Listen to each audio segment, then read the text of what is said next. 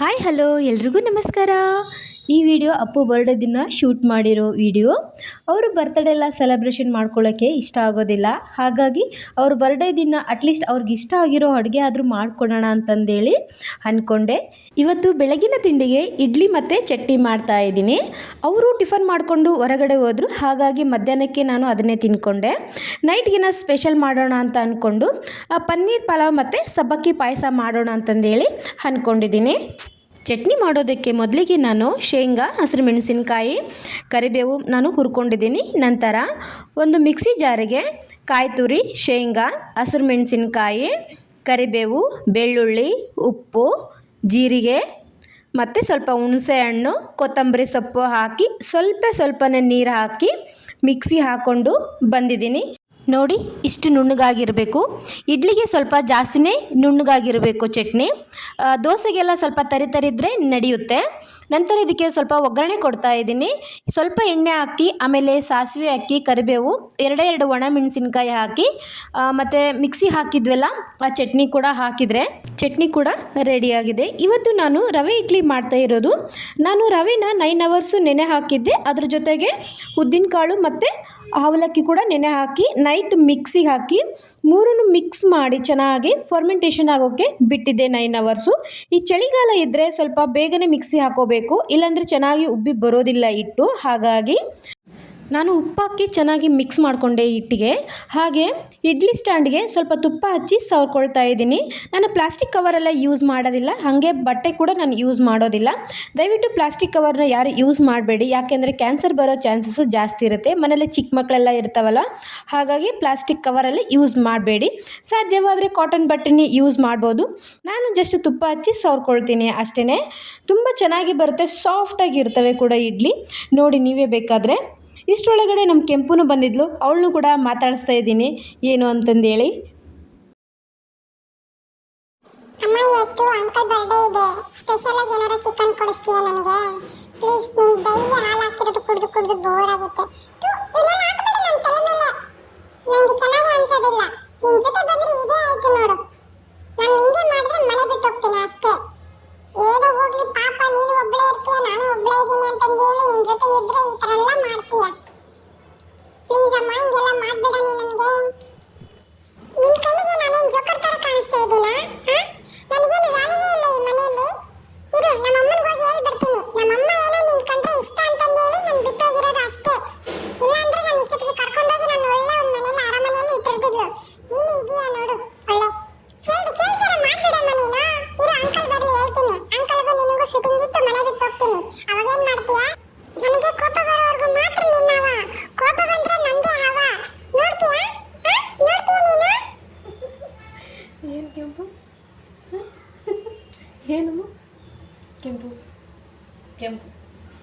ಏನು ಕೋಪ ಅಂತ ಬರಲ್ವಾ ಮತ್ತೆ? ನನಗೆ ತುಂಬ ಕೋಪ ಬಂದಿದೆ. ನಾನೆಲ್ಲ ತೆಗಿತೀನಪ್ಪ. ಎಲ್ಲ ಬಿದ್ದೋಯ್ತು. ಯಾಕೆ ಅಮ್ಮ ಬೆಳ್ಳುಳ್ಳಿ ಸುಲಿತಾ ಇದೆಯಾ? ನಾನೇನಾದ್ರೂ ಹೆಲ್ಪ್ ಮಾಡಲ್ಲ ನಿನಗೆ? ನಿನಗೂ ಸ್ವಲ್ಪ ಕಷ್ಟ ಕಡಿಮೆ ಆಗುತ್ತೆ ಅಲ್ವಾ? ಏನಾದ್ರೂ ಇವತ್ತು ಚಿಕನ್ ಪೀಸ್ ಮಾಡ್ತೀಯಲ್ಲಮ್ಮ? ನನಗೂ ಕೊಡಮ್ಮ ಪ್ಲೀಸ್. ನೀನು ಹಾಲಿಗೆ ನೀರು ಹಾಕಿರೋದು ಕುಡಿದು ನನಗೂ ಬೋರ್ ಆಗೋಗ್ಬಿಟ್ಟೈತೆ ಅಮ್ಮ. ಅಮ್ಮ ಹಿಂಗೆಲ್ಲ ಹಾಕ್ಬೇಡಮ್ಮ.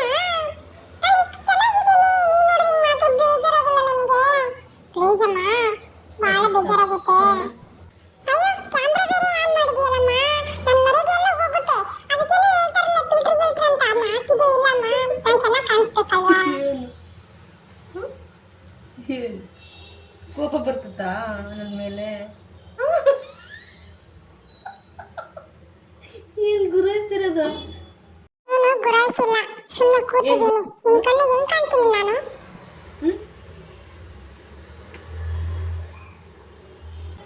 ಕೆಂಪು ಅಲ್ಲಿ ನೋಡು, ಕ್ಯಾಮ್ರಾ ನೋಡಿ ಅಲ್ಲಿ. ನಾನು ಕ್ಯಾಮ್ರಾ ಎಲ್ಲ ನೋಡಲ್ಲ ಅಮ್ಮ. ನೀನು ಫಿಲ್ಟರ್ ಹಾಕಿಲ್ಲ, ನಾನು ಚೆನ್ನಾಗಿ ಕಾಣಿಸೋದಿಲ್ಲ ಅದಕ್ಕೆ. ಹೋಗು, ಮುಟ್ಬೇಡ ನೀನನ್ನ. ಮಾಡೋದೆಲ್ಲ ಮಾಡಿ ಈ ಥರ ಎಲ್ಲ ನೈಸ್ ಹೊಡಿಯೋದಾ? ನಗ್ತೀಯ ನಾನು ನೋಡಿ? ನಗು. ನಾನು ಒಂದಿನ ಮಾಡ್ತೀನಿ ಹಿಂಗೆ ನಿನಗೆ. ಪ್ಲೀಸ್ ಅಮ್ಮ.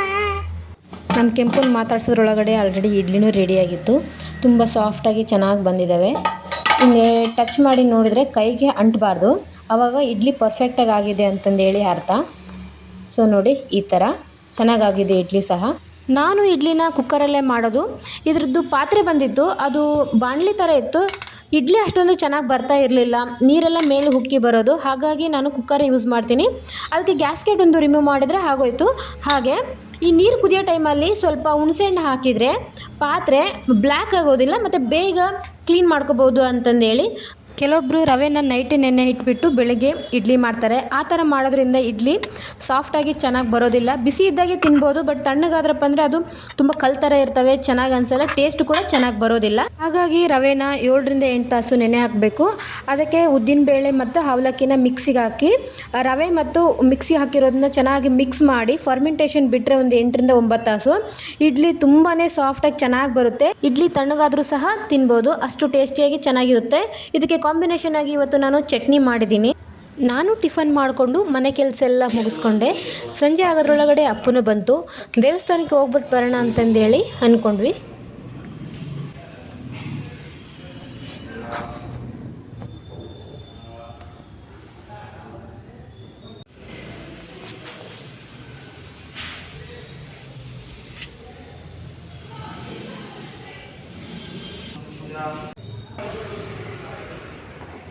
ದೇವಸ್ಥಾನಕ್ಕೆ ಹೋಗಿ ಬಂದ ಆದಮೇಲೆ ನೈಟು ಅಡುಗೆ ಮಾಡೋಕ್ಕೂ ಶುರು ಮಾಡಿದೆ.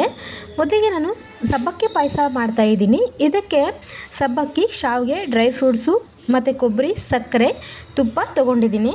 ನಂತರ ಒಂದು ಬಾಣಲಿ ತೊಗೋಬೇಕು. ಅದಕ್ಕೆ 2 ಟೇಬಲ್ ಸ್ಪೂನ್ ತುಪ್ಪ ಹಾಕಿ, ನಂತರ ಗೋಡಂಬಿ, ಆ ಗೋಡಂಬಿ ಸ್ವಲ್ಪ ಫ್ರೈ ಆದಮೇಲೆ ಬಾದಾಮಿನ ಹಾಕಿ, ಬಾದಾಮಿ ಸ್ವಲ್ಪ ಫ್ರೈ ಆದಮೇಲೆ ದ್ರಾಕ್ಷಿನೂ ಹಾಕಿ, ಗ್ಯಾಸ್ನ ಆದಷ್ಟು ಮೀಡಿಯಮ್ ಫ್ಲೇಮಲ್ಲಿ ಇಟ್ಟು ಡ್ರೈ ಫ್ರೂಟ್ಸ್ನ ಫ್ರೈ ಮಾಡ್ಕೊಳ್ಳಿ. ನೋಡಿ, ಇಷ್ಟು ಫ್ರೈ ಆದರೆ ಸಾಕಾಗುತ್ತೆ. ಅದೇ ಬಾಣಲಿಗೆ ನಾನು ಶಾವಿಗೆನ ಹಾಕ್ಕೊಳ್ತಾ ಇದ್ದೀನಿ. ಮತ್ತು ತುಪ್ಪ ಹಾಕೋ ಅವಶ್ಯಕತೆ ಏನಿಲ್ಲ, ಆಲ್ರೆಡಿ ತುಪ್ಪ ಇದೆ. ಸೊ ನಾನು ಅದಕ್ಕೆ ಶಾವಿಗೆ ಹಾಕಿ ಫ್ರೈ ಮಾಡ್ತಾ ಇದ್ದೀನಿ. ಗ್ಯಾಸು ಮೀಡಿಯಮ್ ಫ್ಲೇಮಲ್ಲೇ ಇಟ್ಟು ಕಂಟಿನ್ಯೂಯಸ್ ಆಗಿ ಫ್ರೈ ಮಾಡ್ತಾ ಇರಬೇಕು. ಯಾಕೆಂದರೆ ಅದು ಒಂದೊಂದು ಫ್ರೈ ಆಗುತ್ತೆ, ಮತ್ತೇನು ಕೆಲವೊಂದು ಫ್ರೈ ಆಗೋದಿಲ್ಲ. ಹಾಗಾಗಿ ಕಂಟಿನ್ಯೂಯಸ್ ಆಗಿ ಫ್ರೈ ಮಾಡ್ತಾ ಇರಬೇಕು. ಅದು ಗೋಲ್ಡನ್ ಕಲರ್ ಬ್ರೌನ್ ಬರಬೇಕು, ಅಷ್ಟು ಫ್ರೈ ಮಾಡಬೇಕು. ಶಾವಿಗೆನೂ ಫ್ರೈ ಆಗಿದೆ. ಇದನ್ನು ಒಂದು ಬೌಲಿಗೆ ತೊಗೊಳ್ತಾ ಇದ್ದೀನಿ. ನಂತರ ನಾನು ಅದೇ ಬಾಣಲಿಗೆ 1/2 ಲೀಟ್ರ್ನಷ್ಟು ಹಾಲು ತೊಗೊಂಡಿನಿ. ಅದಕ್ಕೆ 2 ಕಪ್ನಷ್ಟು ನೀರು ಹಾಕ್ತಾಯಿದ್ದೀನಿ. ನಂತರ ಹಾಲು ಚೆನ್ನಾಗಿ ಕುದಿ ಬರಬೇಕು, ಆವಾಗ ಶುಗರ್ ಹಾಕ್ತಾಯಿದ್ದೀನಿ. ಶುಗರ್ನ ಶಾವಿಗೆ ಎಷ್ಟು ತೊಗೊಂಡಿದ್ದೀನೋ ಅಷ್ಟೇ ಪ್ರಮಾಣದಲ್ಲಿ ಶುಗರ್ ಕೂಡ ತೊಗೊಂಡಿದ್ದೀನಿ. ಸಬ್ಬಕ್ಕಿ ಹಾಕೋದ್ರಿಂದ ಸ್ವಲ್ಪ ಸ್ವೀಟ್ ಕಡಿಮೆ ಆಗ್ಬೋದು. ಸ್ವೀಟು ಜಾಸ್ತಿ ಇಷ್ಟಪಡೋರು ಸ್ವಲ್ಪ ಎಕ್ಸ್ಟ್ರಾನೂ ಹಾಕೋಬೋದು. ನಾನು ಸ್ವಲ್ಪ ಸ್ವೀಟ್ ಕಡಿಮೆನೇ ತಿನ್ನೋದು, ಹಾಗಾಗಿ ನಾನು ಶುಗರ್ ಇಷ್ಟೇ ಹಾಕ್ಕೊಳ್ತಿದ್ದೀನಿ. ನಿಮಗೆ ಬೇಕಾದರೆ ಎಕ್ಸ್ಟ್ರಾ ಹಾಕ್ಕೊಳ್ಳಿ. ನಂತರ ಹಾಲು ಮತ್ತು ಸಕ್ಕರೆ ಚೆನ್ನಾಗಿ ಕುದಿ ಬಂದು ಮಿಕ್ಸ್ ಆದಮೇಲೆ ನೆನೆಸಿಟ್ಟಿರುವಂತಹ ಸಬ್ಬಕ್ಕಿ ಕೂಡ ಹಾಕ್ತಾಯಿದ್ದೀನಿ. ಸಬ್ಬಕ್ಕಿನ ನಾನು 1 ಅವರ್ ಮುಂಚಿತವಾಗಿ ನೆನೆ ಹಾಕಿದ್ದೆ. ನಂತರ ಸಬ್ಬಕ್ಕಿ ಹಾಲಲ್ಲಿ ಬೆಂದಿರಬೇಕು. ಸಬ್ಬಕ್ಕಿ ಆಲ್ರೆಡಿ ಬೆಂದಿದ್ರೆ ಕಲರ್ ಕೂಡ ಚೇಂಜ್ ಆಗಿರುತ್ತೆ. ಆವಾಗ ಶಾವಿಗೆ ಹಾಕಿ, ಸಬ್ಬಕ್ಕಿ ಬೆಂದ ಮೇಲೇ ಶಾವಿಗೆ ಹಾಕಿ, ಮುಂಚಿತವಾಗಿ ಹಾಕಿದರೆ ಅದು ಚೆನ್ನಾಗಿ ಅನಿಸಲ್ಲ, ಅಂಟಂಟು ಅನಿಸುತ್ತೆ ಸಬ್ಬಕ್ಕಿ. ಸೊ ಹಾಗಾಗಿ ನಂತರ ಶಾವಿಗೆ ಹಾಕಿದ ಮೇಲೆ 10ರಿಂದ 15 ನಿಮಿಷ ಚೆನ್ನಾಗಿ ಕುದಿಸಿ, ನಂತರ ನಾನು ತುರಿದಿರುವ ಕೊಬ್ಬರಿನೂ ಹಾಕ್ತಾಯಿದ್ದೀನಿ. ಅದು ಅರ್ಧ ಬೌಲ್ನಷ್ಟು ಹಾಕ್ತಾಯಿದ್ದೀನಿ. ಈ ಪಾಯಸಕ್ಕೆ ಸಬ್ಬಕ್ಕಿ ಇಲ್ಲಾಂದ್ರೂ ಬರೀ ಶಾವಿಗೆ ಅಷ್ಟೇ ಹಾಕಿ ಕೂಡ ಮಾಡ್ಕೋಬಹುದು. ಈ ಕೊಬ್ಬರಿ ಹಾಕೋದ್ರಿಂದ ಶಾವಿಗೆ ಅಥವಾ ಸಬ್ಬಕ್ಕಿ ಪಾಯಸ ಟೇಸ್ಟ್ ಕೂಡ ಎಕ್ಸ್ಟ್ರಾನೇ ಕೊಡುತ್ತೆ, ತುಂಬ ಟೇಸ್ಟಿಯಾಗಿ ಇರುತ್ತೆ. ಹಾಗಾಗಿ ಕೊಬ್ಬರಿ ಹಾಕೋದನ್ನು ಮಿಸ್ ಮಾಡಬೇಡಿ, ಕೊಬ್ಬರಿ ಕಂಪಲ್ಸರಿ ಹಾಕಿ. ನಂತರ ಶಾವಿಗೆ ಎಲ್ಲ ಬೆಂದ ಆದಮೇಲೆ 1/4 ಟೇಬಲ್ ಸ್ಪೂನಷ್ಟು ಏಲಕ್ಕಿ ಪುಡಿ ಹಾಕಿ ಮಿಕ್ಸ್ ಮಾಡಿ, ಕೊನೆಯದಾಗಿ ಡ್ರೈ ಫ್ರೂಟ್ಸ್ ಹಾಕಿದರೆ ಸಬ್ಬಕ್ಕಿ ಪಾಯಸ ರೆಡಿಯಾಗುತ್ತೆ. ನೋಡಿ ಎಷ್ಟು ಚೆನ್ನಾಗಿ ಸೊಗಸಾಗಿ ಬಂದಿದೆ ಅಂತ. ಒಂದು ಕಡೆ ಪಾಯಸನೂ ಆಯಿತು. ಇವಾಗ ಪನ್ನೀರ್ ಪಲಾವ್ ಮಾಡೋಣ ಅಂತ ರೆಡಿ ಮಾಡ್ತಾ ಇದ್ದೀನಿ. ಮಸಾಲೆಗೆ ಅಂತ ಬೆಳ್ಳುಳ್ಳಿ, ಶುಂಠಿ, ಹಸಿರು ಮೆಣಸಿನ್ಕಾಯಿ, ಕೊತ್ತಂಬರಿ ಸೊಪ್ಪು ಹಾಕಿ ಮಿಕ್ಸಿ ಹಾಕ್ಕೊಳ್ತಾ ಇದ್ದೀನಿ. ನೆಕ್ಸ್ಟ್ ಪನ್ನೀರ್ ಪಲಾವ್ ಮಾಡೋದಕ್ಕೆ ಇಷ್ಟು ತರಕಾರಿನ ಹೆಚ್ಚಿ ಇಟ್ಕೊಂಡಿದ್ದೀನಿ.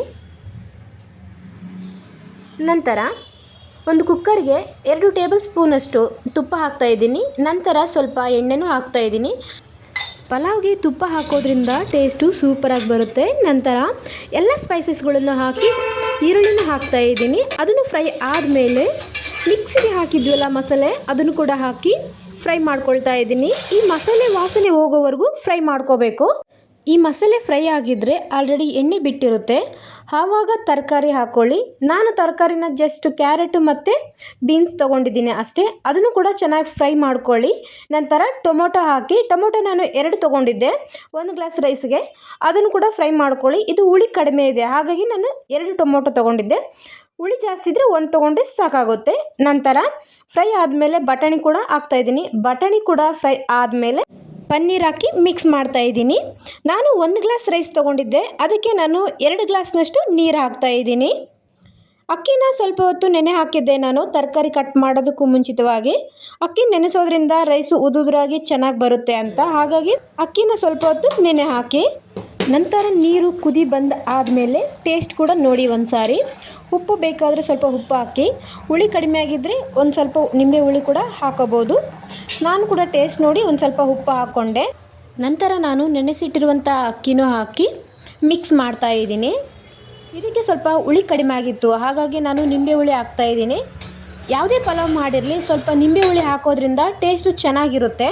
ಒಮ್ಮೆ ಟ್ರೈ ಮಾಡಿ ನೋಡಿ ನೀವು ಪನ್ನೀರ್ ಪಲಾವ್ ಹೇಗಿರುತ್ತೆ ಅಂತಂದೇಳಿ. ಟೇಸ್ಟ್ ಕೂಡ ತುಂಬ ಚೆನ್ನಾಗಿ ಬಂದಿತ್ತು. ನಾನು ಫಸ್ಟ್ ಟೈಮ್ ಪನ್ನೀರ್ ಪಲಾವ್ ಮಾಡಿರೋದು. 2 ವಿಸಿಲ್ ಹೊಡೆಸಿದ್ರೆ ರೈಸ್ ಕೂಡ ರೆಡಿಯಾಯಿತು. ಕೆಲಸ ಎಲ್ಲ ಮುಗೀತು. ಹಾಗೆಯೇ ಅಡುಗೆ ಕೆಲಸ ಎಲ್ಲ ಮುಗಿದ ಮೇಲೆ ಹಿಂದೆಲೆ ಪಾತ್ರೆ ಕೂಡ ಕ್ಲೀನ್ ಮಾಡ್ಕೊಂಡ್ಬಿಟ್ಟೆ. ಮತ್ತು ಹಾಗೆ ಬಿಟ್ಟರೆ ಜಾಸ್ತಿ ಆಗಿಬಿಡುತ್ತೆ ಅಂತಂದೇಳಿ ಅವಾಗಿಂದವಾಗ ಪಾತ್ರೆ ಕ್ಲೀನ್ ಮಾಡ್ಕೊಳ್ಳೋದ್ರಿಂದ ಮನೆ ಒಳಗಡೆ ಚಿಕ್ಕ ಚಿಕ್ಕ ನೊರ್ಜು ಕೂಡ ಕಡಿಮೆ ಆಗುತ್ತೆ. ಹಾಗಾಗಿ ನಾನು ಅವಾಗಿಂದವಾಗೆ ಪಾತ್ರೆ ಕೂಡ ಕ್ಲೀನ್ ಮಾಡ್ಕೊಂಡ್ಬಿಡ್ತೀನಿ. ಪಾತ್ರೆ ಎಲ್ಲ ತೊಳೆದು ಇಡೋದ್ರೊಳಗಡೆ ಪ್ರೆಷರ್ ಕೂಡ ಹೋಗಿತ್ತು. ನೋಡಿ ಎಷ್ಟು ಚೆನ್ನಾಗಿ ಬಂದಿದೆ ಅಂತಂದೇಳಿ. ಒಮ್ಮೆ ನೀವು ಮನೇಲಿ ಟ್ರೈ ಮಾಡಿ ನೋಡಿ ಹೇಗೆ ಬಂದಿದೆ ಅಂತಂದೇಳಿ ಕಮೆಂಟ್ ಕೂಡ ಮಾಡಿ. ರೈಸ್ ಕೂಡ ಉದುದ್ರಾಗಿ ಚೆನ್ನಾಗಿ ಬಂದಿತ್ತು. ಅಪ್ಪುಗೆ ಈ ಊಟ ಇಷ್ಟ ಆಗುತ್ತೆ ಅಂತ ಅಂದ್ಕೊಳ್ತೀನಿ. ಪಲಾವ್ ಅಂದರೆ ಅವ್ರಿಗೆ ತುಂಬಾ ಇಷ್ಟ. ಅದ್ರ ಜೊತೆಗೆ ಇವತ್ತು ಸ್ಪೆಷಲಾಗಿ ಪನ್ನೀರ್ ಪಲಾವ್ ಮಾಡಿದ್ದೀನಿ. ನೋಡೋಣ ಇಷ್ಟಪಡ್ತಾರೋ ಇಲ್ಲೋ ನನಗೂ ಗೊತ್ತಿಲ್ಲ. ಜೊತೆಗೆ ಸಬ್ಬಕ್ಕಿ ಪಾಯಸ ಕೂಡ ರೆಡಿಯಾಗಿದೆ. ನೋಡಿ ಎಷ್ಟು ಚೆನ್ನಾಗಿ ಬಂದಿದೆ ಅಂತಂದೇಳಿ. ಊಟಕ್ಕೆ ಸರ್ವ್ ಮಾಡ್ತಾಯಿದ್ದೀನಿ. ಇವತ್ತಿನ ಸ್ಪೆಷಲ್ ಇಷ್ಟೇ. ಅಪ್ಪನೂ ತುಂಬ ಇಷ್ಟಪಟ್ಟು ಊಟ ಮಾಡ್ತಾಯಿತ್ತು. ಅವ್ರಿಗೆ ತುಂಬ ಅಡುಗೆ ಇಷ್ಟ ಆಯಿತು ಅಂತಂದು ಹೇಳಿದರು. ಇಷ್ಟೆಲ್ಲ ಅಡುಗೆ ಅದು ಯಾವ ಗ್ಯಾಪಲ್ಲಿ ಕಲಿತೆ ಗೊತ್ತಿಲ್ಲ, ಆದರೆ ಅಡುಗೆ ಎಲ್ಲ ತುಂಬ ಚೆನ್ನಾಗಿ ಮಾಡ್ತಾ ಇದೆಯಾ. ಅವ್ರ ಮಾತು ಕೇಳಿ ನನಗೂ ತುಂಬ ಖುಷಿ ಆಯಿತು. ಅವರು ನಮಗೋಸ್ಕರ ಕಷ್ಟಪಟ್ಟು ಹೊರಗಡೆ ಹೋಗಿ ದುಡ್ಕೊಂಡು ಬಂದಿರ್ತಾರೆ. ಹಾಗೆ ನಮ್ಮ ಇಷ್ಟ ಕಷ್ಟಗಳನ್ನೆಲ್ಲ ಕೇಳ್ತಾರೆ. ನಾವು ಅವ್ರಿಗೋಸ್ಕರ ಅಟ್ಲೀಸ್ಟ್ ಅವ್ರು ಇಷ್ಟಪಡುವಂತಹ ಅಡುಗೆ ಮಾಡಿಕೊಟ್ರೆ ಅವ್ರ ಮುಖದಲ್ಲೂ ನಾವು ಖುಷಿ ನೋಡ್ತೀವಿ ಅಲ್ವಾ.